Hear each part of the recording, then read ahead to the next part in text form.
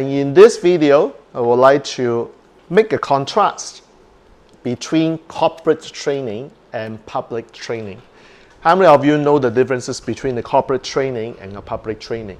I'm going to explain in the form of 3 important differences for you to understand so that you know as well as I do when you pitch for a corporate training is actually different from how you pitch for a public training. Would that be okay? Awesome, thank you. So before I start doing making comparison, I would like you to do me a favor. That is, well, there is a subscribe button below. If you haven't subscribed to my channel, I would like you to do that because that will help my videos to be reaching out to a wider spread of people. Would that be okay?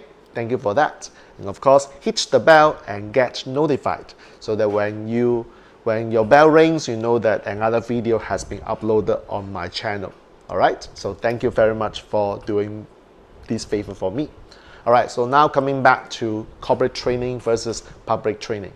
Most of the people in my circle actually run public events. Let me define what is the public event. Public event basically is you organize an event and the event will be promoted to the public and you can expect all walks of life coming in. Of course, I won't say all walks of life because if you have Tom, Dick, Harry all come to the room, there's something wrong with your marketing. So what I mean is that when I say all walks of life, means that these people may not know you, and they just come because they read a flyer, advertisement online, or your social media ads like Google's ads or Facebook ad.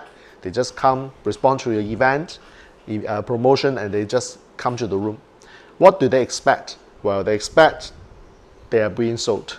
I mean, 10 years ago, if I were to run this video on YouTube, which basically I would then say that, well, they come to see what you're doing, and at the end they may buy your product or services. But now I would just simply put, because most people that I know have already been attending these public events many times. Some of them are seasoned. So what I mean is that, well, I'm coming, expected to be sold. But the question is that, will they buy? That is another question, okay, for another day. So this is what we call public event. On the other hand, we have got corporate training. Now, corporate training basically would be training that is what we call invited by companies. Well, how do you get this kind of corporate training? That is the topic for another day. But right now, assuming that you have got connections with companies and companies want you to do a training, so that's what we call training for the companies, staff, executives, employee, etc., etc. So if you have done corporate training before, please comment below so that I know who am I speaking to. All right. So the question is that, what are the differences between a corporate training and a public event? Number 1, I always tell people the number 1 thing is the motivation. So the key driving force is motivation. Now let me explain why. Because for motivation, people are willing to come for public events to be sold because they expected to do that. And they want to become a better version of themselves, which means that they are motivated to learn. So these people are willing to invest high dollars. When I say high dollars, it means that it could be like $1,000, $2,000, $3,000, or even 10 grand, because they want to become a better version of themselves. They are motivated to come to your room and learn and implement what they have learned. So motivation for public events is always there. However, for corporate training, motivation is a big question mark. Why? Think about it. So you are an employee of an organization, and your boss said, push aside all the work and spend 2 days going for this training. Immediately your little voice will say, huh? Why I'm so busy? And you asked me to go for a training. Why? I couldn't even finish all the tasks. So in their mind, they have got resistance straight away. So if you ask them to go for training, because of this resistance, do you think they are motivated to sit for 2 days in a training? Comment below, yes or no. You know the answer, right?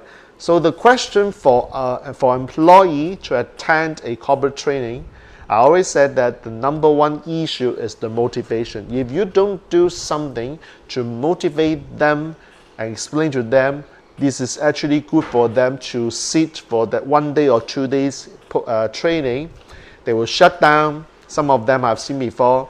Well, they are physically there, but they are not actually there. What I mean by that is that they will have a handphone, like scrolling handphone, or they have a laptop computer. Okay, I have seen people who did this before. Jack, you talk, I can listen, but I need to work.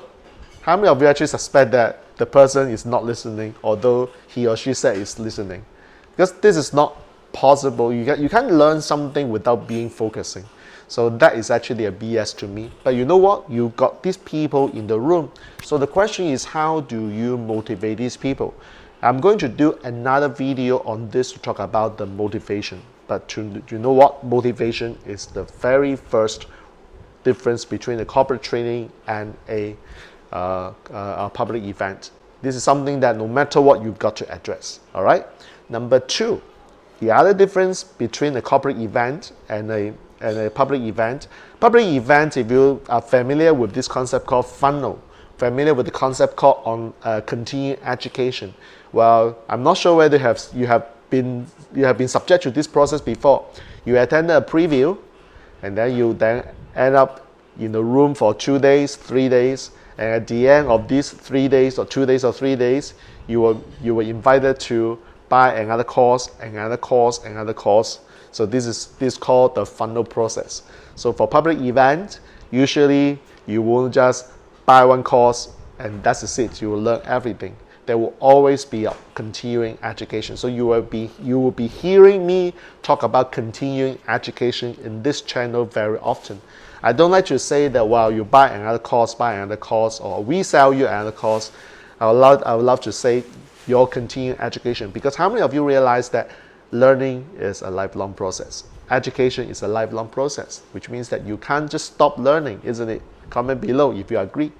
So the question is that how about corporate training? For corporate training, you don't have anything called buy one course and then sell another course and another course. Like let's face it, would a company invest in you to do a 2 days training and then allow you to sell another course? Like that doesn't exist in corporate training. At least from my experience, it doesn't exist. So what do I mean by continuing education in the case of a corporate training? Well, for example, you're working with the HR department of this company, and what you're doing is a teamwork, and then you do a good job. And the HR manager, HR director is pretty impressed with what you have done in this program. So all you can say is that, well, is it okay if you allow me to talk to the decision maker? Because the HR director may be talking to the head of training, or maybe talking to the executive committee of the company, depends on the structure. And then what you can do is that you can roll out this similar training to another department. Again, you run team building or teamwork training, but instead of doing this for one department, you now roll out to the other department. So you think about it, a public training, the funnel is actually quite vertical. So you do one course, finish it, then you make an offer for continuing education, which is a more expensive program, and then you're putting the person vertically to your funnel. So this is what we call vertical funnel. Whereas for corporate training, I do not know how you can create a vertical funnel in the case of corporate training. What I do know is that you have the ability to promote your course subject to the agreement of the decision maker and roll it out to different departments. So that is something like the horizontal or lateral integration. Okay, so public is vertical. For corporate, it's actually horizontal and lateral. Does that make sense? Comment below. So the third thing about corporate training and public training is about the finance. This is very interesting because last week I had a conversation with one of my mentees, and the mentees was asking, like, I want to promote this program to the training, promote this training to a company. I want to increase the price. And I said, well, first of all, have you actually identified the financial year end of the company? And he was pretty shocked by me asking the question, and I explained why. So every single company has this thing called budget. How many of you actually know something called budget? Like, what happens is this: every company has a training budget. Have they been fully used, or there's still any left over? So what happens is that if you can find out the financial year end of a company, then all you need to ask is, okay, are you approaching them right now, which is in the last quarter of the year, or is it at the beginning of the quarter? Because the pitching strategy can be different. Number one, if you are approaching them towards the end or the last quarter of the year, most likely their training budget will be used up. So if you want to increase your price, the chances of them saying no to you will be very high, because they will say that, well, we don't have the budget. Come and talk to us next year. When I say next year, means the next financial year. So in such case, you either choose to say yes and charge at that amount originally agreed so that you can't increase your price, or you remember to follow up in the next financial year when they have got new fresh money coming in for training purposes. So this is something you need to know. Do they have the budget, and whether the budget has already been used up? But if you are approaching them at the beginning of the new financial year, chances are they have the money. So that's the time it's much easier for you to ask for a higher fee, because it is less resistance. Does that make sense? Comment below.